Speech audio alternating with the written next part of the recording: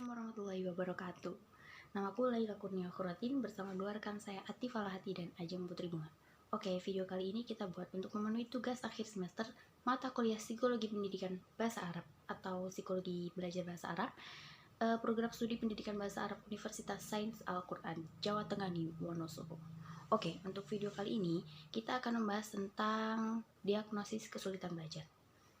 Apa itu diagnosis kesulitan belajar?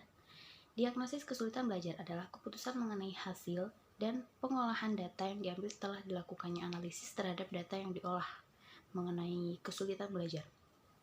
Oke, hal apa aja sih yang harus diperhatikan dalam analisis kesulitan belajar? Yang pertama adalah keputusan mengenai jenis kesulitan belajar anak didik, yaitu berat dan ringannya kesulitan yang dirasakan anak didik tersebut. Kemudian yang kedua, keputusan mengenai faktor utama yang menjadi sumber penyebab kesulitan belajar anak didik. Nah, kemudian bagaimana prosedur diagnosis kesulitan belajar?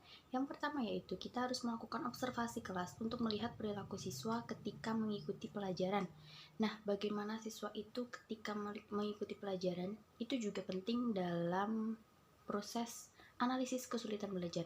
Jadi anak itu dapat memahami pelajaran dengan mudah ataupun sulit, itu bisa dilihat dari kelakuan anak peserta didik tersebut. Kemudian yang kedua, memeriksa penglihatan dan pendengaran peserta didik. Jadi kalau anak itu penglihatannya kurang, pendengarannya kurang, diusahakan dia jangan sampai duduk di belakang, dia harus duduk di depan agar dia mudah memahami apa yang didapat di sekolah. Kemudian yang ketiga, mewawancari orang tua atau wali mengenai hal tentang keluarga. Jadi apapun yang terjadi di dalam keluarga itu juga memengaruhi proses belajar anak. Jadi apakah anak itu nyaman atau tidak di rumah itu juga menjadi faktor. Ketika seorang anak merasa tidak nyaman berada di rumah, dia akan merasa sulit dalam belajar. Kemudian yang terakhir adalah memberikan tes kemampuan intelijensi atau IQ peserta didik.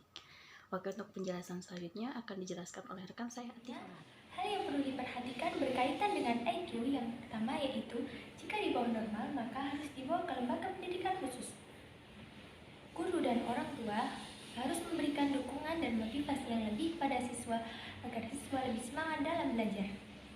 Kemudian, hal-hal yang harus dilalui dalam menegakkan diagnosis yang pertama itu identifikasi, menentukan prioritas, menentukan potensi, kemudian menentukan penguasaan bidang studi yang perlu diremediasi, yang selanjutnya menentukan gejala kesulitan, analisis berbagai faktor yang terkait, dan yang terakhir yaitu menyusun rekomendasi untuk pengajaran. Kemudian pada prinsip diagnosis yang pertama yaitu terarah pada perumusan metode perbaikan, yang selanjutnya diagnosis secara efisien, selanjutnya penggunaan catatan kumulatif, yang selanjutnya valid dan reliable, yang selanjutnya penggunaan tes baku, penggunaan prosedur informal, kuantitatif, dan yang terakhir diagnosis dilakukan secara berkesinambungan. Selanjutnya adalah pendekatan diagnosis. Pendekatan dalam pendidikan perlu didasarkan pada 1. Pemahaman tentang perkembangan anak yang normal. Yang kedua, pemahaman tentang kerusakan atau gangguan yang dapat terjadi pada otak. Yang ketiga, observasi yang sensitif terhadap hasil belajar anak.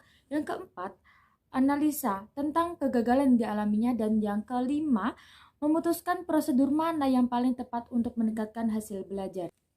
Dalam pendekatan diagnosis terdapat pendekatan perseptual motor dan pendekatan linguistik. Apa sih pendekatan perseptual motor? Yaitu kemampuan untuk memahami segala sesuatu yang ada di sekitar sehingga mampu untuk melakukan suatu tindakan tertentu sesuai kondisi. Dan apa sih pendekatan linguistik? Yaitu kekurangan atau keterlambatan dalam penguasaan bahasa pada anak-anak yang mengalami gangguan belajar, terutama dalam hal mendengarkan, berbicara, menulis, dan membaca. Proses diagnostik remedial berlangsung dalam 5 tahap. Tahap yang pertama, perlu ditetapkan dahulu apakah benar-benar ada kesulitan belajar. Jika kesulitan itu cukup parah, barulah direncanakan kegiatan remedial. Yang kedua, bila mana ketidaksanggupan belajar itu tetap ada, maka sangat perlu dilakukan analisa tentang kelakuannya dengan deskripsinya. Tahap yang ketiga, menyelidiki korelasi ketidakmampuan itu dengan faktor-faktor lain seperti faktor keluarga, jenis kelamin, kelakuan gerak, orientasi ruang, dan lain-lain. Tahap yang keempat, mempersiapkan sebuah hipotesis yang jelas, teliti, dan lengkap. Dan terakhir, tahap yang kelima, menyusun saran-saran pendidikan yang didasarkan pada hipotesis diagnosis, analisis diagnosis. Dari berbagai analisis untuk menangani kesulitan belajar anak, seorang guru harus memiliki bidang kecakapan bermasalah. Di antaranya, bidang kecakapan bermasalah yang dapat ditangani oleh guru sendiri, bidang kecakapan bermasalah yang dapat ditangani oleh guru dengan bantuan orang tua, dan bidang kecakapan bermasalah yang tidak dapat ditangani oleh baik guru dan maupun orang tua.